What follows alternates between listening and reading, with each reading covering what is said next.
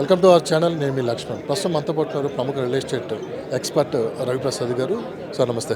నమస్తే అండి. నమస్తే. ఈ స్పీచ్ ఇప్పుడే నేను వినడం కూడా జరిగింది. హైదరాబాద్ రియల్ ఎస్టేట్లో ఏం జరుగుతుంది, జరగబోతుందని చెప్పి కూడా గత 4 నెలల నుంచి కూడా ఒక చర్చ అయితే మొదలైంది. సో మీరు ఎక్స్పెక్ట్ చేసిన దాన్ని బట్టి రాబోయే కాలంలో అసలు ఎలా ఉండబోతుంది real estate? Hyderabad real estate ఎప్పుడు కూడా ఎవర్ గ్రీన్ అండి. ఎందుకంటే 2005 నుంచి నేను మార్కెట్లో ఉన్నాను, చాలా ప్రాజెక్టులు చేస్తూ ఉన్నాను. ఎందుకంటే అప్ అండ్ డౌన్స్ అన్నీ కూడా చూశాను.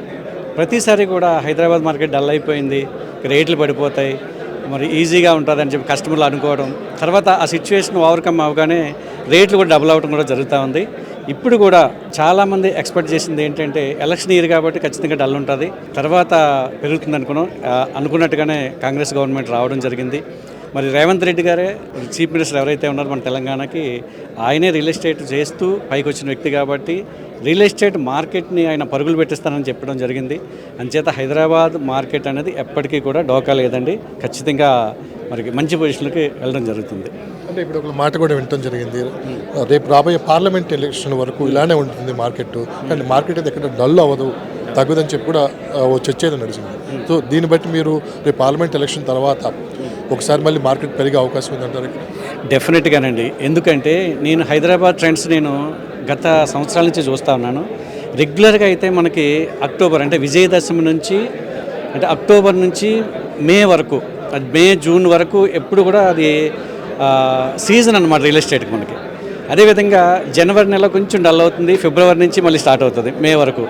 మధ్యలో మాత్రం జూన్ టు ఆగస్టు వరకు కొంచెం వర్షాలు రావడం కానీ, రైనీ సీజన్ అవ్వడం కానీ, లేదంటే కాలేజెస్ కానీ స్కూల్స్ కానీ ఓపెన్ కావడం, కొంచెం డల్ అవ్వడం జరుగుతూ ఉంటుంది అనమాట.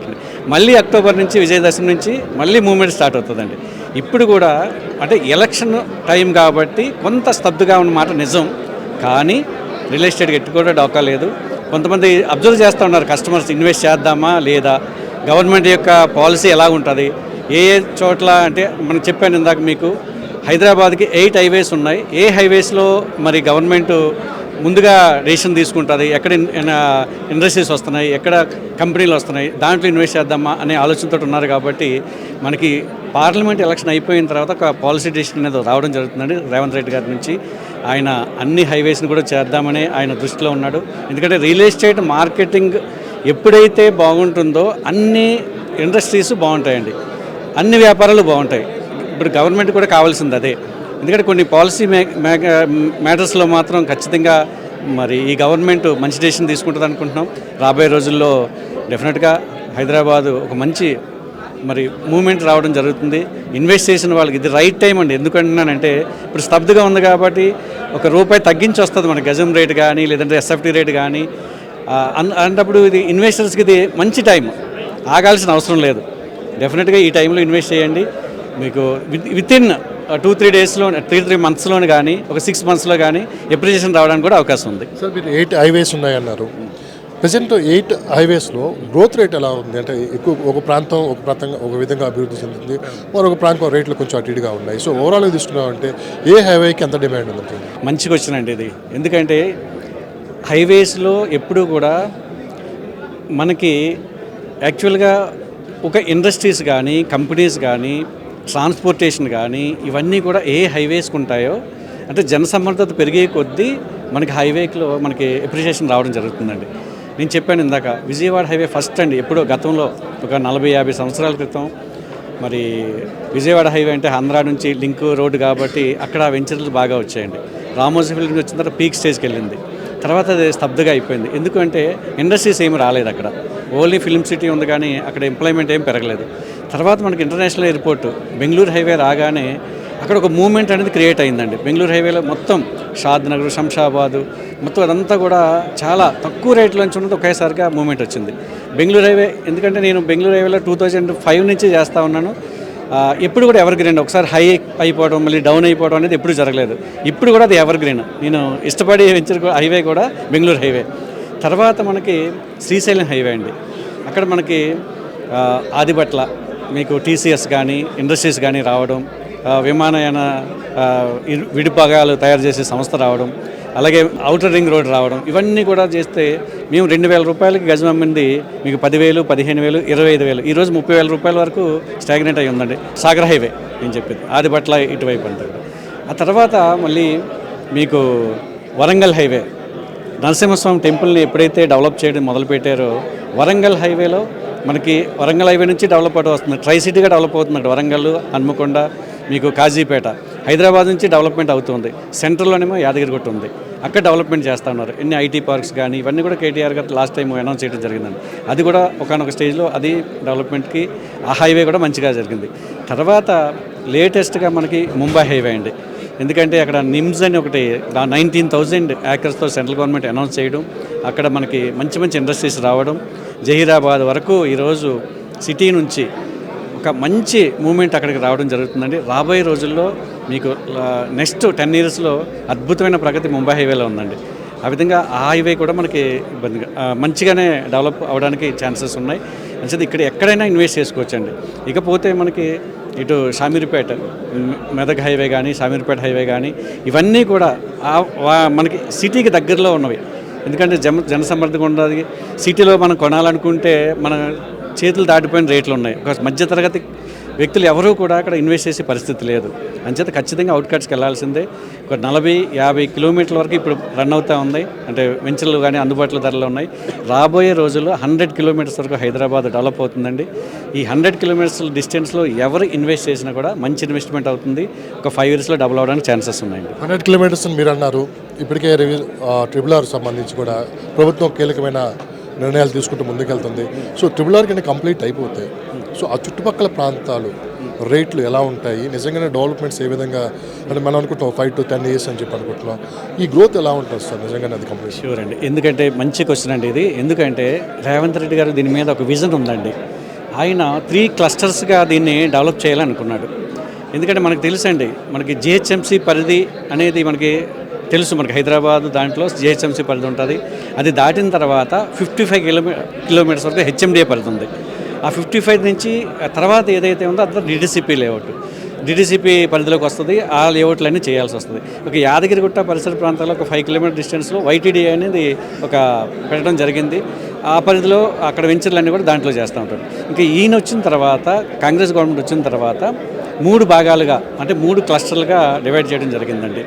ఎందుకంటే మరి సిటీ అర్బన్ క్లస్టర్ ఒకటి, అదేవిధంగా సెమీ అర్బన్ అని, రూరల్ అని ఒక 3 విభాగాలుగా చేయడం జరిగిందనమాట అండి.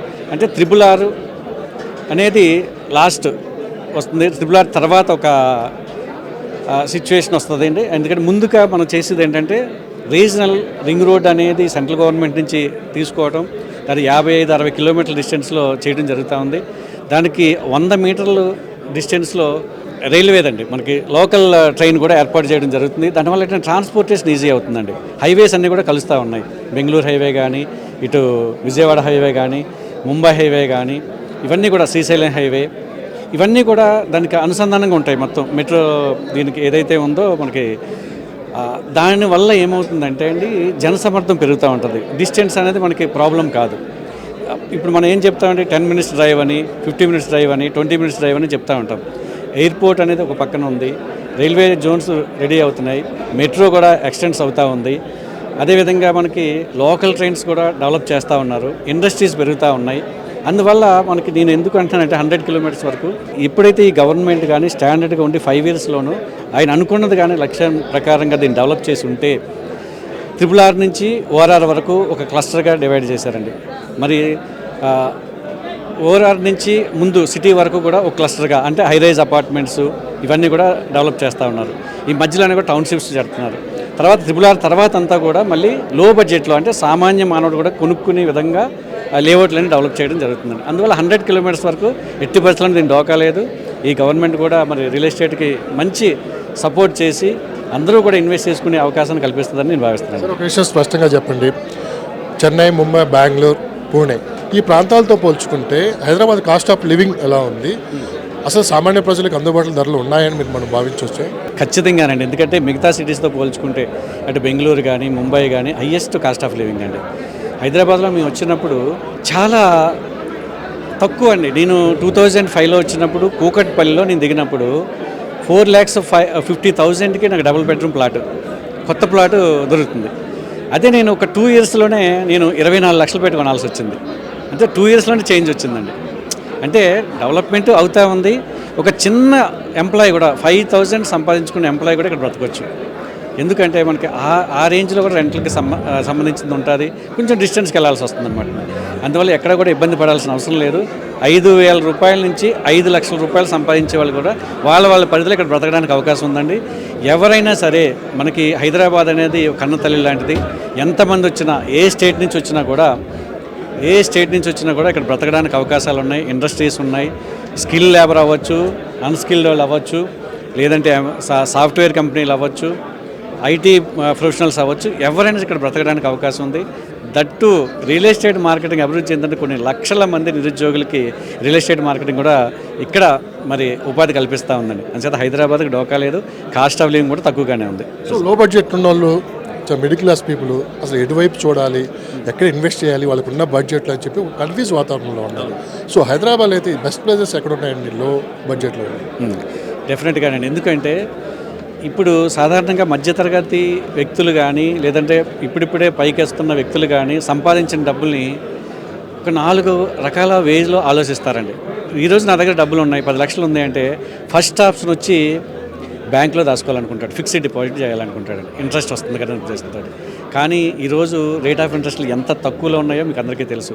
బ్యాంకులో దాచుకుంటే బదులు అది ఇంట్లో పెట్టుకున్నా కూడా హ్యాపీనే ఉంటుంది. ఎందుకంటే బ్యాంకులో ఫిక్స్డ్ డిపాజిట్ చేస్తే దాని మీద జిఎస్టీ అని రాస్తారు, మళ్ళీ లేదంటే ట్యాక్స్ వేస్తారు, మళ్ళీ తీసుకునే మన డబ్బుల మీదే మనకి ఇది అవుతూ ఉంటుంది. నెక్స్ట్ ఆప్షన్ ఏంటంటే గోల్డ్ కొనుక్కుంటారు.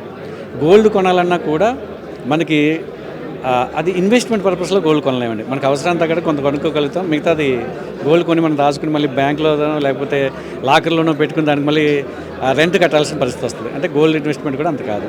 నెక్స్ట్ మనకి షేర్ మార్కెట్ ఉందండి. చాలామంది ఇదివరకు షేర్ మార్కెట్లో పెట్టేవారు డబ్బులు వచ్చాయంటే. ఎందుకంటే అపాయింట్మెంట్స్ ఉన్నా కూడా మంచి ఇన్వెస్ట్మెంట్ ఉండేది కాబట్టి, రిటర్న్స్ వచ్చాయి కాబట్టి షేర్ మార్కెట్లో పెట్టేవారు. కానీ అర్షద్ మెహతా దెబ్బతోటి షేర్ మార్కెట్ మొత్తం కుదేలైపోయింది.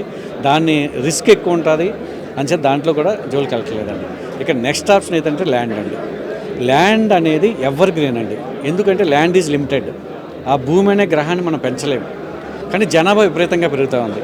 అందువల్ల మనం ఎక్కడైనా ఇన్వెస్ట్ చేయండి. అది 100 కిలోమీటర్సా లేదా 150 కిలోమీటర్లా, లేకపోతే మీకు మనకు అందుబాటులో ఉన్నది, మన దగ్గర ఇన్వెస్ట్మెంట్ ఎంత ఉంది అనే చోట్ల ఎక్కడైనా ఇన్వెస్ట్ చేయండి. కానీ ఇన్వెస్ట్ చేసే ముందు మాత్రం మీరు పెడుతున్న ఇన్వెస్ట్మెంటు జెన్యూన్ ప్రాపర్టీ మీద పెడుతున్నారా లేదా.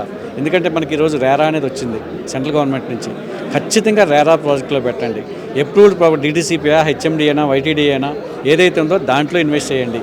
ఇవన్నీ అయిన తర్వాత మనకి ఆ డెవలప్మెంట్స్ సరౌండింగ్ ఏరియాలో డెవలప్మెంట్స్ ఎంతవరకు వస్తున్నాయి ఇవన్నీ కూడా అబ్జర్వ్ చేసి కంపెనీ కూడా బెస్ట్ కంపెనీ ఉందా లేదా ఇవన్నీ చూసిన తర్వాత మీరు ఎక్కడైనా ఇన్వెస్ట్ చేయండి. ఖచ్చితంగా మీకు మంచి అప్రిషియేషన్ రావడానికి అవకాశం. చివరి ప్రశ్న సార్, అంటే గత 25 ఇయర్స్ నుంచి మీరు రియల్ ఎస్టేట్ రంగంలో ఉన్నారు. ఎలాంటి మార్పులు వచ్చాయో ఇప్పటివరకు మీరు చూశారు.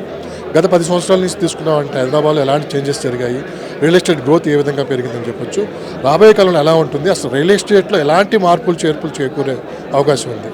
డెఫినెట్గా. ఎందుకంటే ఇది ఎవర్ గ్రీన్ బిజినెస్ అని నేను మొదటే చెప్పాను. ఒక్కొక్క హైవేస్లోనూ పర్సెంటేజ్ ఆఫ్ గ్రోత్ బట్టి ఉంటుందండి. ఎందుకంటే మనం ఇన్వెస్ట్ చేసేది ఇక్కడ, ఎందుకంటే మనకి హైదరాబాద్ హెచ్ఎండిఏలో 12 జోన్స్గా డివైడ్ చేశారు. ఆ 12 జోన్స్లో మీకు R1 zone, R2 zone, R3 zone, అలాగే పెరి అర్బన్ జోను, అదేవిధంగా ఫారెస్ట్ జోను, అలాగే ఇన్వెస్ట్మెంట్ జోను, రకరకాలుగా ఉన్నాయండి. కమర్షియల్ జోను, ఇవన్నీ ఉన్నాయండి. అంచేత ప్రతిదీ కూడా మనకి 100 కిలోమీటర్స్ వరకు కూడా ఈ జోన్స్ కూడా మరి కొత్తగా వచ్చిన గవర్నమెంట్ కూడా జోన్స్ని మళ్ళీ డివైడ్ చేద్దామనుకున్నారు, పెంచుదామని చూస్తున్నారండి. మరి ఏ జోన్స్ పెడతారో నాకైతే ఇంకా తెలియదు, కానీ క్లారిటీ రాలేదు. ఎందుకంటే మనం చేసే ఇన్వెస్ట్మెంటు ఒక మంచి రెసిడెన్షియల్ జోన్లో పెట్టగలిగితే, ఎందుకంటే ఇప్పుడు చాలామంది ఫామ్ ల్యాండ్లు చేస్తూ ఉన్నారు, అనాథరైజ్డ్ లేఅవుట్స్ అండి. ఎందుకంటే మధ్యతరగతి వాళ్ళు తక్కువ రేట్లకు వస్తున్నాయి కదా అని చెప్పి బిలో మధ్యతరగతి వాళ్ళు కానీ వీళ్ళందరూ కూడా ఫామ్ ల్యాండ్ల మీద వెళ్తున్నారు. మనకి అది గుంటలు లేక నమ్ముతూ ఉన్నారు. దానివల్ల మనకి హద్దులు కూడా మనకు ఉండవండి. అంచేత మనం ఎవరైనా సరే ఇన్వెస్ట్ చేసే వాళ్ళు తక్కువ రేట్ అని చూడొద్దు. ₹1 ఎక్కువైనా జెన్యూన్ ప్రాపర్టీ మీద ఇన్వెస్ట్ చేయండి. చేసిన తర్వాత మాత్రం మీకు ఎప్రిషియేషన్ వస్తుంది. ముందే ఇవన్నీ కూడా ఆలోచించుకుని దాని మీద ఇన్వెస్ట్ చేయండి. ఎందుకంటే నేను గత 10 సంవత్సరాల నుంచి నేను అబ్జర్వ్ చేస్తూ ఉన్నాను. హైరైజ్ అపార్ట్మెంట్స్ కానీ సిటీ డెవలప్మెంట్ అవుతూ కూడా మీకు ఇదివరకు అంటే హైదరాబాద్ అంటే మేము చదువుకునే టైంలో అబిడ్స్ లేదంటే కోటినే మెయిన్ సెంటర్ హైదరాబాద్ అంటే. తర్వాత మీకు అమీర్పేట వరకు వచ్చింది. ఆ తర్వాత మళ్ళీ కూకట్పల్లి, ఈరోజు చందానగరు, బిహెచ్ఎల్, పటాన్ చెరువు, ఇప్పుడు జహీరాబాద్ వరకు డెవలప్ అయిపోయిందండి. ఈ 15 సంవత్సరాల్లోనూ మనం చూస్తున్న అభివృద్ధి ఇదేనండి. ప్లస్ ఏంటంటే ట్రాన్స్పోర్టేషన్, మెట్రో వచ్చిన తర్వాత మొత్తం రూపురేఖలే మారిపోయాయి, ఫ్లైఓవర్స్ వచ్చాయి. ఇవన్నీ కూడా అంటే రేపొద్దుట హైదరాబాద్ డెవలప్ అవడానికి, ఇంకా మంచి మంచి ఇన్వెస్టర్స్ రావడానికి చాలా ఛాన్సెస్ ఉన్నాయి. ఎందుకంటే వాతావరణం బాగుంటుంది, ఇన్వెస్ట్మెంట్ బాగుంటుంది, ల్యాండ్ బ్యాంక్ చాలా ఉంది గవర్నమెంట్ దగ్గరే, అంచేత మంచి మంచి ఇండస్ట్రీస్ రావడానికి అవకాశం ఉంది. కాబట్టి మనం ఎప్పుడైనా సరే హైదరాబాద్కి తిరుగులేదండి. సార్, నాన్ లోకల్స్ హైదరాబాద్ వైపే చూడటం కారణం ఏంటి? ఇక్కడ ఎక్కువ మంది ఇన్వెస్ట్ చేయడానికి కారణం ఏంటి? నిజం సార్, ఎందుకంటే నేను ఎక్కడి నుంచి ఆంధ్రా నుంచి వచ్చాను. చాలామంది నిరుద్యోగులు ఈరోజు డిగ్రీలు చేత పట్టుకుని పీజీలు చేసి సాఫ్ట్వేర్లు అయిపోదామనో లేకపోతే ఇంకోటి అవుదామనో, హైదరాబాద్ అనేది అందరికీ కూడా కనతలని చెప్పాను నేను. అంచేత మన ఓన్లీ ఏపీ నుంచే కదండి, అటు కర్ణాటక నుంచి వస్తున్నారు, ముంబై నుంచి వస్తున్నారు, గుజరాత్ నుంచి వస్తున్నారు, రకరకాల వ్యాపారాలతోటి. అదేవిధంగా అటు ఒరిస్సా నుంచి, అన్ని చోట్ల నుంచి కూడా హైదరాబాద్ అనేది అందరికీ కూడా ఆవకాయకుండా అంటారు చూడండి, అలాగా మొత్తం ఎవరు వచ్చినా కూడా హక్కును చేర్చుకుంటుందండి. ఎలాంటి పరిస్థితుల్లో ఎలాంటి వ్యక్తులు వచ్చినా, స్కిల్డ్ కానీ అన్స్కిల్డ్ కానీ అందరికీ కూడా ఉపాధి కల్పించడానికి మంచి ఛాన్స్ ఉంది. కాబట్టి ప్రతి ఒక్కరు కూడా హైదరాబాద్ వైపు చూస్తూ ఉన్నారు. ఎందుకంటే అందుబాటులో ధరలో దొరుకుతున్నాయి, నెంబర్ ఆఫ్ ఇండస్ట్రీస్ ఉన్నాయి, ఐటీ ప్రొఫెషనల్స్ ఉన్నారు, వ్యాపారం చేసుకోవడం కూడా అవకాశం ఉందండి. చిన్న బడ్డీ కొట్టు పెట్టుకుని ఇడ్లీ వ్యాపారం చేసే వాళ్ళు కూడా ఈరోజు బతకగలుగుతున్నారు. ఎందుకంటే నాకు మా విలేజ్ నుంచే చాలామంది ఏమీ చదువుకునే వాళ్ళు అక్కడ ఉంటున్నారు, ఇక్కడికి వస్తున్నారు, ఇడ్లీ వ్యాపారం చేస్తున్నారు, వేరే వ్యాపారం చేస్తున్నారు, వాచ్మెన్గా పనిచేస్తున్నారు. వాళ్ళు ఎంత హ్యాపీగా ఫీల్ అవుతున్నారంటే ఇక్కడ ఉండడం వల్ల. ఇక్కడి నుంచి మళ్ళీ సంపాదించుకుని మళ్ళీ వెళ్ళి ఆ ఏరియాలో ల్యాండ్స్ కొనుక్కుంటున్నారు, ఇల్లు కట్టుకుంటున్నారు. నేను కళ్ళారా చూశాను అనమాట. అంచేత హైదరాబాద్ ఒకరి నుంచి ఒకరికి అక్కడికి వెళ్తే ఎలాగైనా బ్రతకొచ్చు అనేది బాగా వచ్చింది. కాబట్టి ప్రతి ఒక్కరు కూడా దీని మీద చూడడానికి అవకాశం ఉంది. 10 ఇయర్స్లో డెఫినెట్గానే నేను చెప్పినట్టుగానే, ఎందుకంటే ఇండస్ట్రీస్ వస్తున్నాయండి, విపరీతమైన వస్తుంది, ల్యాండ్ బ్యాంక్ ఉంది, ఇన్ఫ్రాస్ట్రక్చర్ ఉంది, గవర్నమెంట్ పాలసీస్ బాగున్నాయి. మెయిన్ ఏ గవర్నమెంట్ మారినా కూడా హైదరాబాద్ డెవలప్మెంట్ ఆగదండి. ఎందుకంటే స్టార్టింగ్ నుంచి మనకు తెలుసు, చంద్రబాబు నాయుడు గారు హైటెక్ సిటీని ఎప్పుడైతే స్టార్ట్ చేశారో దాన్ని రాజశేఖర రెడ్డి గారు కంటిన్యూ చేశారు. తర్వాత వచ్చిన కిరణ్ కుమార్ రెడ్డి కానీ రాజశేఖర్ కానీ వాళ్ళు కంటిన్యూ చేశారు. తర్వాత కేసీఆర్ గారు కూడా దాన్ని 100% దాన్ని మ్యాక్సిమం పీక్ స్టేజ్ తీసుకెళ్లారు. ఇప్పుడు వచ్చిన రేవంత్ రెడ్డి గారు కూడా 100% దాన్ని ముందుకు కొనసాగించాలి తప్ప దాన్ని బ్రేక్ చేయడానికి లేదు. అంచేత ఎప్పుడైతే ఆ పాలసీని ఇంప్లిమెంట్ చేస్తున్నారో హైదరాబాద్ రాబోయే రోజుల్లో 10 సంవత్సరాల్లో ఈ రోజు ఇన్వెస్ట్ చేసిన వాళ్ళు ఖచ్చితంగా డబుల్, త్రిబుల్ అవడానికి కూడా అవకాశం ఉందండి. సో ఫైనల్గా ఏంటి మీ సక్సెస్ సీక్రెట్ ఏంటి? కష్టపడమేనండి. ఎందుకంటే మనం ఎప్పుడు కూడా పాజిటివ్ థింకింగ్ ఉండాలి. రియల్ ఎస్టేట్లో ఒక 70% పీపుల్ ఫెయిల్ అవుతారంట ఈ బిజినెస్లోకి వచ్చి. ఆ ఫెయిల్యూర్ ఎందుకు అవుతారు, అసలు సక్సెస్ ఎందుకు అవుతారంటే? ఇది మంచి క్వశ్చన్ అండి. నేను చాలామందికి నేను మీటింగ్లో కూడా చెప్తా ఉంటానండి. సక్సెస్కి ఫెయిల్యూర్కి ఒకటే కారణం అండి, నాలెడ్జ్ లేకపోవడం. ఫస్ట్ చాలామంది రియల్ ఎస్టేట్లోకి రావడానికి చాలా డబ్బు ఉంది, చాలామంది కోటేశ్వర్లు అయిపోతున్నారని వస్తారు. 100 మంది నా దగ్గరికి వస్తే, లేదంటే రియల్ ఎస్టేట్లోకి వస్తే 10 మెంబర్స్ మాత్రమే వాళ్ళు సక్సెస్ అవుతారు. ఎందుకు అంటే నాలెడ్జ్ అండి. పూర్తిగా ఎవరికి కూడా రియల్ ఎస్టేట్ గురించి తెలియదండి. వాట్ ఈజ్ రియల్ ఎస్టేట్, అసలు ల్యాండ్స్లో ఎన్ని రకాలు ఉన్నాయి, వాట్ ఈజ్ డిటీసీపీ, హెచ్ఎండి అంటే ఏంటి, వేరా అంటే ఏంటి, ఏమీ తెలియకుండానే రియల్ ఎస్టేట్లోకి వస్తున్నారండి.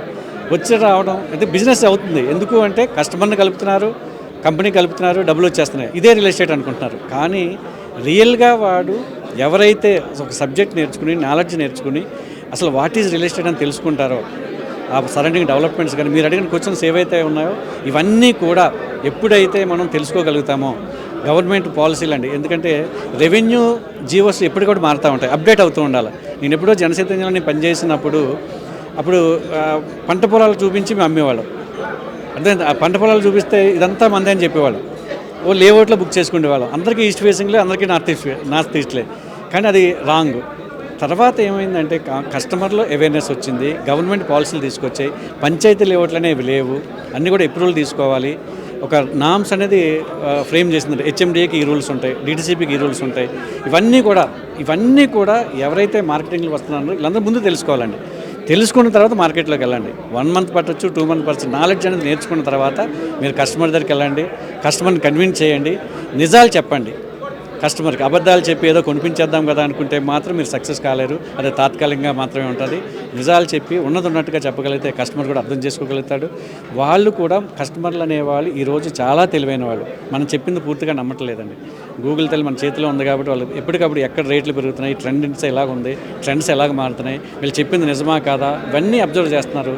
తర్వాత అతను పాకెట్ పర్మిట్ చేస్తుందా లేదా తెలుసుకుంటున్నాడు, తర్వాత మాత్రమే ఇన్వెస్ట్ చేస్తున్నాడు అండి. అందువల్ల ఖచ్చితంగా ముందైతే నాలెడ్జ్ నేర్చుకోవాలి. నాలెడ్జ్ నేర్చుకున్న తర్వాత మాత్రమే రియల్ ఎస్టేట్లోకి రండి. సక్సెస్ మాత్రం అదే 100% అండి. ఎందుకంటే నాకు నేర్పిన గురువులు కూడా అలాగే ఉంది. ఎందుకంటే చాలామంది నా దగ్గర పనిచేసిన వాళ్ళు ఎండీలు అయ్యారండి, కోట్లు సంపాదించారు. కానీ వాళ్ళు మనీ మేనేజ్మెంట్ తెలియక ఎప్పుడైతే డబ్బు వచ్చేసిందో వాళ్ళ యాటిట్యూడ్ మారిపోతుంది. మళ్ళీ విచ్చలవిడిగా ఖర్చు పెట్టేయడం. రియల్ ఎస్టేట్లో సంపాదించిన డబ్బులు మళ్ళీ రియల్ ఎస్టేట్లోనే పెట్టాలి. కానీ వచ్చిన డబ్బులు కోట్లాది రూపాయలని సినిమా ఫీల్డ్లో కానీ రాజకీయాల్లో కానీ వెళ్ళడం, అక్కడేమో ఫెయిల్యూర్ అవడం, మళ్ళీ జీరో అయిపోవడం, ఇలా చాలామంది జరుగుతూ ఉందండి. అందువల్ల అలాంటి ఆలోచనలకు వెళ్ళొద్దు. మనం బ్రతుకుతూ 10 మందిని బ్రతికించాలని ఎవరైతే కాన్సెప్ట్ తోటి రియల్ ఎస్టేట్ స్టార్ట్ చేస్తారో డెఫినెట్గా అతను ఎదుగుతాడు, అతని కింద ఉన్న ఒక 100 మంది బ్రతుకుతారండి. అలాంటి కాన్సెప్ట్ ఎవరైతే ఉంటారో వాళ్ళని ఎంకరేజ్ చేద్దాం. అలాంటి ఎండీలు కానీ అలాంటి కంపెనీలు కానీ మనం ఎంకరేజ్ చేయొచ్చండి. జెన్యూన్గా చేసే కంపెనీలు వేల మీద లెక్క పెట్టచ్చు. ఎప్పటికప్పుడు వాళ్ళ ఇంటెన్షన్ కూడా నేను అదే చెప్తుంటాను, ఎండీ యొక్క ఇంటెన్షన్ బాగుండాలి, మార్కెటింగ్ అసోసియేట్ హార్డ్ వర్క్ చేయాలి, అదేవిధంగా మనం సెలెక్ట్ చేసుకున్న ప్రాజెక్ట్ జెన్యూన్గా ఉండాలి. లీగల్ ఒపీనియన్తో సహా 1954 నుంచి మనకి ఏదో విధంగా ఉందో లింక్ డాక్యుమెంట్స్తో సహా మన దగ్గర ఉండాలి, వేరా రిజిస్ట్రేషన్ ఉండాలి. ఆ పరిధిలో ఎవరైతే చేస్తారో వాళ్ళు 100% సక్సెస్ అవుతారండి. సో రియల్ ఎస్టేట్ రంగంలో మీరు లక్ష్యాన్ని ఎంతవరకు చేరుకున్నారండి? ఇది మీ టార్గెట్స్ ఏమన్నా? యాక్చువల్గా నాకైతే డబ్బు మీద వ్యామోహం లేదు. నేను మొదట్లో మీకు ఒక నిజం చెప్తున్నాను. నేను నా జాబ్ ఒక బార్ అండ్ రెస్టారెంట్లో క్యాషియర్గా 500 రూపాయలండి. దాంట్లో నుంచి నేను స్టార్ట్ అయ్యాను. ఎందుకంటే డిగ్రీ చేశాను, పీజీ చేశాను, జర్నలిజం చేశాను, బోత్ టైప్ ఐఎస్ అయింది, డిప్లొమా కోర్సులు చేశాను. ఎన్ని చేసినా కూడా నాకు గవర్నమెంట్ జాబ్ రాలేదు. అప్పుడు నేను బ్రతకాలి కాబట్టి, కానీ ఎప్పుడు కూడా నేను పాజిటివ్ థింకింగ్ వదలలేదు. రియల్ ఎస్టేట్లో నేను వస్తానని కూడా అనుకోలేదు. ఫస్ట్ నేను బార్లో పనిచేశాను, తర్వాత ఒక టీవీ కంపెనీలో ఆప్టోనికా టీవీస్ ఒక డిస్ట్రిబ్యూటర్ దగ్గర 1200 రూపాయలు జాయిన్ అయ్యాను. మార్కెటింగ్ నాకు ఇష్టం లేని ఫీల్డ్ ఏదంటే మార్కెటింగ్ అండి, కానీ దాంట్లో బలవంతంగా నేను రావాల్సి వచ్చింది. అక్కడే నాకు రియల్ ఎస్టేట్తో పరిచయం ఏర్పడింది. ఒక కస్టమర్గా నేను జాయిన్ అయ్యాను ఒక కంపెనీలో. ఆ తర్వాత నేను మార్కెటింగ్లోకి వచ్చాను. మార్కెటింగ్లోకి వచ్చిన తర్వాత నా లైఫ్ స్టైల్ మారిపోయింది. ఎందుకంటే నేను ఒక 4 రోజులు నాకు సెలవు ఉన్న టైంలో పార్ట్ టైమ్గా చేశాను. నేను టీవీ కంపెనీలో పనిచేసుకుంటూ 4 సండేలు నేను వర్క్ చేస్తే 10 ప్లాట్లు బుక్ అయ్యాయి. నేను 1200 రూపాయలు పనిచేస్తున్నాను. నాకు 4 రోజుల్లో పనిచేసిన దానికి నాకు చెక్ ఇచ్చారండి 13,200. అంటే ఒక సంవత్సరం జీతం నాకు వచ్చేసింది. అప్పుడు నేను ఆలోచించాను, అంటే ఒక మార్కెటింగ్లో ఒక అద్భుతం ఉంది, రియల్ ఎస్టేట్లో ఒక అద్భుతం ఉంది, పార్ట్ టైం చేస్తేనే ఇలాగుంది, ఫుల్ టైం చేస్తే ఇంకా బాగుంటుందని చెప్పి నేను ఇంకా వేరే ఆలోచన లేకుండా ఫుల్ టైం నేను రియల్ ఎస్టేట్లోకి రావడం జరిగింది. ఇంకా తర్వాత నా లైఫ్ స్టైల్ మారిపోయింది. నేను నేర్చుకున్న విద్యను నేర్చుకుంటూ ఎప్పటికప్పుడు అప్డేట్ అవుతూ కొంతమంది అసోసియేట్ని తయారు చేసుకున్నాను. నేను వాళ్ళు కూడా నాకు తెలిసిన నాలెడ్జ్ అంతా నేర్పించడం జరుగుతుంది. వాళ్ళని కూడా నేను రిక్వెస్ట్ చేసేది ఒకటే, మీరు నేర్చుకున్న తర్వాత మీరు సక్సెస్ అయిన తర్వాత మీరు 10 మందిని తయారు చేయండి. అలాగే మనం కూడా ఒక నిరుద్యోగాన్ని నిర్మూలన కోసం మనం కూడా పాటలు పడతాం, జెన్యూన్ ల్యాండ్ చేసుకుందాం. అదే ఉద్దేశంతో నేను చేశానండి. అంటే నేను సక్సెస్ అయ్యాను అనుకుంటున్నాను. కావాల్సింది నేను సంపాదించుకోగలిగాను. నెక్స్ట్ టార్గెట్ ఏంటంటే నా ద్వారా ఒక 100 ఫ్యామిలీలు హ్యాపీగా వాళ్ళ లైఫ్ని లీడ్ చేయాలని అనుకుంటున్నాను. ఆ 100 మందిని నేను తయారు చేయాలనుకుంటున్నాను. నా దగ్గరికి ఎవరైతే వస్తారో నిరుద్యోగులు కానీ నిరుద్యోగులు కానీ ఆదాయం సరిపోవట్లేదని కానీ ఏమీ సింగిల్ రూపాయి మీకు పెట్టుబడి లేకుండా నా దగ్గరికి రండి. ఖచ్చితంగా నేను మిమ్మల్ని 6 నెలల్లో మిమ్మల్ని లక్షాధికారం చేస్తాను. ఇది నా వర్గం. ఇది పరిస్థితి. ఒక రకం తీసుకున్నామంటే ఇది షార్ట్ ఇంటర్వ్యూ అని మనం తీసుకోవచ్చు, ఫుల్ ఇంటర్వ్యూ కూడా మనం తీసుకుందాం. ఎందుకంటే రియల్ ఎస్టేట్ సంబంధించి మనం ఎంత మాట్లాడుకున్నా కానీ ఇంకా తెలియని సబ్జెక్ట్ అయితే ముందుకు వస్తూ ఉంటుంది. మరి సరికొత్త ఇంటర్వ్యూలు మళ్ళీ కలుద్దాం.